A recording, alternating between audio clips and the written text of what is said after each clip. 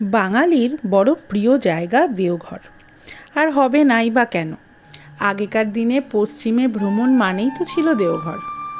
আমরাও এবার হাতে মাত্র 2 দিন সময় নিয়ে বেরিয়ে পড়লাম বাবা ধামের উদ্দেশ্যে। ভারতবর্ষের দ্বাদশ জ্যোতির্লিঙ্গের মধ্যে অন্যতম বৈদ্যনাথ ধাম। রাতারাতি পৌঁছে যাওয়া যায় বাবার কাছে, কিন্তু আমরা দিনের সব কাজ সেরে শনিবার দুপুর 1:30 নাগাদ শিয়ালদহে এসে চেপে বসলাম ট্রেনে। ঠিক 7টায় পৌঁছে গেলাম যোশীডি স্টেশন। সেখান থেকেই যেতে হয় দেওঘর, দেবতার নিজের ঘর। রাতে হোটেলে পৌঁছে পরের দিন কোথায় কিভাবে যাওয়া হবে সেসব ছক কষে নিয়ে টানা বিশ্রাম। পরদিন ভোর 4টায় উঠে তৈরি হয়ে নিলাম। বাবার মন্দিরে যত তাড়াতাড়ি যাওয়া যাবে ভিড় নাকি তত কম হবে, কিন্তু এ তথ্য মোটেই ঠিক নয়। আমাদের হোটেল থেকে হেঁটে 10 মিনিটে পৌঁছে গেলাম মূল মন্দিরে। বড় রাস্তার পরে সংকীর্ণ গলিপথ, দুধারে পুজো সামগ্রীর দোকান পেরিয়ে এলো মূল প্রবেশ পথ। বিভিন্ন দিকে দরজা দিয়ে প্রবেশ করা যায়। বেশ বড় মন্দির চত্বর, ওই 7 সকালেও যথেষ্ট ভিড়ে ঠাসা। আমাদের পরিচিত পুরোহিত মশাই সবার হাতে পুজো সামগ্রী দিয়ে লাইনে দাঁড়াতে বললেন। তারপর অনেক ঘুরপথে ঠেলাঠেলি তর্কাতর্কির পর অবশেষে একসময় পৌঁছে গেলাম গর্ভগৃহে। এই মন্দিরের সাথে জড়িয়ে আছে মহাশিব ভক্ত রাবণের কাহিনী। মূলত নাকি তারই উদ্যোগে শিব ঠাকুরের এখানে আসা। ভিতরে মানুষের তীব্র ঠেলাঠেলি, তার উপরে শিব ঠাকুর প্রায় মাটির সাথে মিশে রয়েছেন, ফলে 2 সেকেন্ড বড় জোর ওখানে দাঁড়ানো যাবে। তারপর আপনি না চাইলেও কিভাবে যে মন্দিরের বাইরে আপনা আপনি চলে আসবেন বুঝতেই পারবেন না। তবে কিছু কিছু জায়গায় এই সামান্য সময়েও অনেকটা শান্তি পাওয়া যায়। বাবাধাম ঠিক তেমনই এক মন্দির।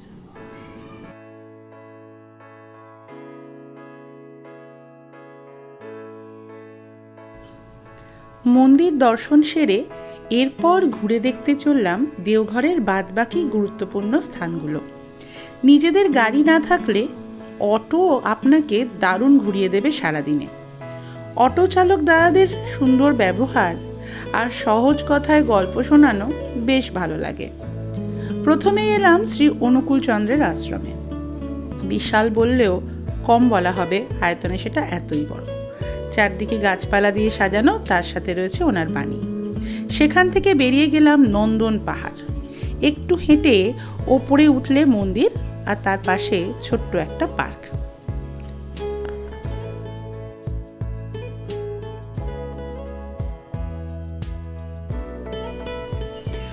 নন্দন পাহাড় দেখে এসে এরপর আমরা যাব দেওঘরের সবচেয়ে আকর্ষণীয় ত্রিকুট পাহাড় দেখতে।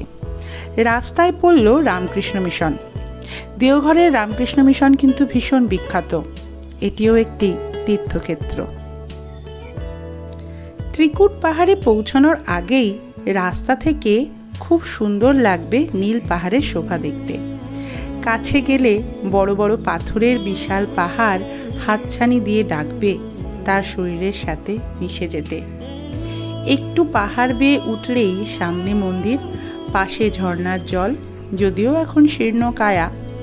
চারপাশ দিয়ে পাথর বেয়ে রাস্তা উঠে গেছে। আগে এখানে রোপওয়ে ছিল, বিনা পরিশ্রমেই পৌঁছে যাওয়া যেত পাহাড়ের মাথায়।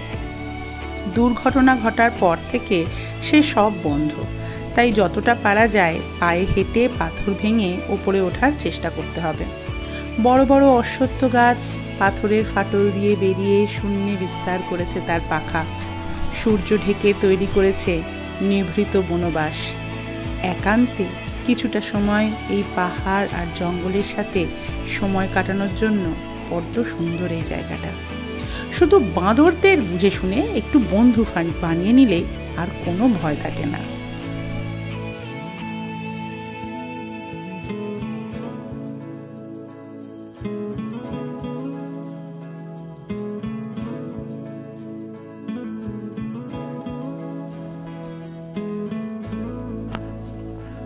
ত্রিকুট পাহাড়ের পর এবার আমাদের যেতে হবে তপবনে। এদিকে সূর্য মামা বলছেন সময় হয়ে এলো তার দিনের কাজ সাঙ্গ করার। কিছুটা দূরেই তপবন, এখানে রয়েছে তপনাথ শিব ঠাকুর। আবার শুরু হলো পাহাড় বেয়ে ওপরে চড়া।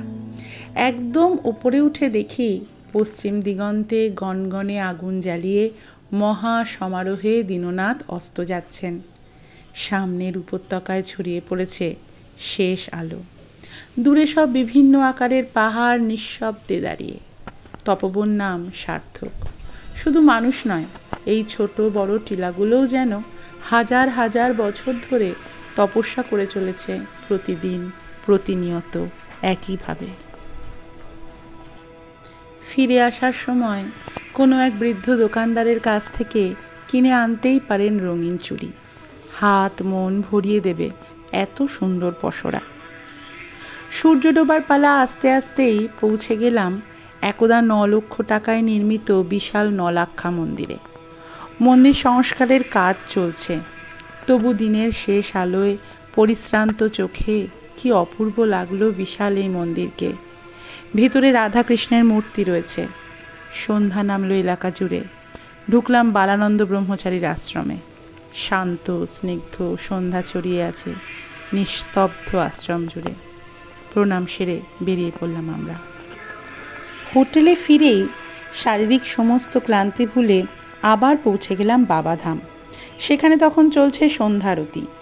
যদিও ভিতরে যাওয়া যাবে না, তবে বাইরের বড় স্ক্রিনে আরতি দর্শনের সুযোগ পেলাম।